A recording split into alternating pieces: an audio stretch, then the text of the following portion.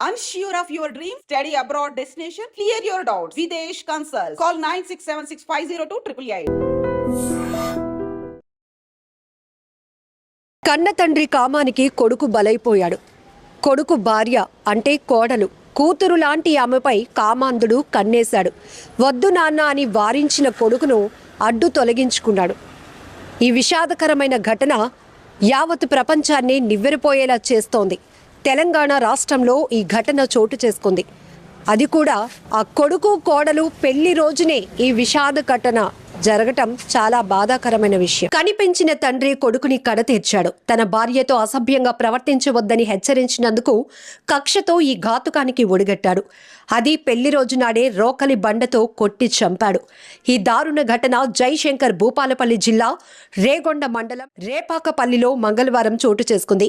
గ్రామానికి చెందిన కాసం ఓదేలు తన భార్య కుమారుడితో పాటు తల్లిదండ్రులు సారక్క మొండయ్యలతో కలిసి ఒకే ఇంట్లో ఉంటున్నారు. అయితే కోడలిపై కన్నేసిన మామ మొండయ్య ప్రవర్తన సరిగా లేకపోవడంతో కొంతకాలంగా ఇంట్లో గొడవలు జరుగుతూనే ఉన్నాయి. 108 అంబులెన్స్ డ్రైవర్గా పనిచేస్తున్న ఓదేలుకు 14 ఏళ్ల క్రిందట వివాహమైంది. కొన్నేళ్లుగా మామ తన కోడలతో అసభ్యంగా ప్రవర్తిస్తున్నాడు. దాంతో వారు చాలాసార్లు గొడవ పడ్డారు. పలుమార్లు పంచాయతీలు జరిగిన మొండయ్య ప్రవర్తనలో మార్పు రాలేదు. పెద్ద మనుషులు వేరే కాపురం పెట్టమన్నా ఓదేలు ఏకైక కుమారుడు కావటంతో తల్లిదండ్రులపై ప్రేమతో ఒకే ఇంట్లోనే అడ్జస్ట్ అవుతూ సాగాడు. అయితే సోమవారం ఓదేలు పెళ్లి రోజు కావటంతో రాత్రి పెళ్లి రోజు వేడుకలు జరుగుతుండగానే తండ్రి కొడుకుల మధ్య మరోసారి గొడవ మొదలైంది. పెద్ద మనుషులు సర్ది చెప్పి వెళ్లిపోయారు. ఎన్నో రోజులుగా కక్ష పెంచుకున్న మొండయ్య తన కొడుకుని హత్య చేయాలని నిర్ణయించుకున్నాడు.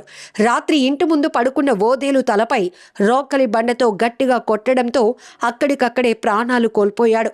కొడుకు చనిపోయాడని తెలిసిన వెంటనే మొండయ్య అక్కడి నుంచి పరారయ్యాడు.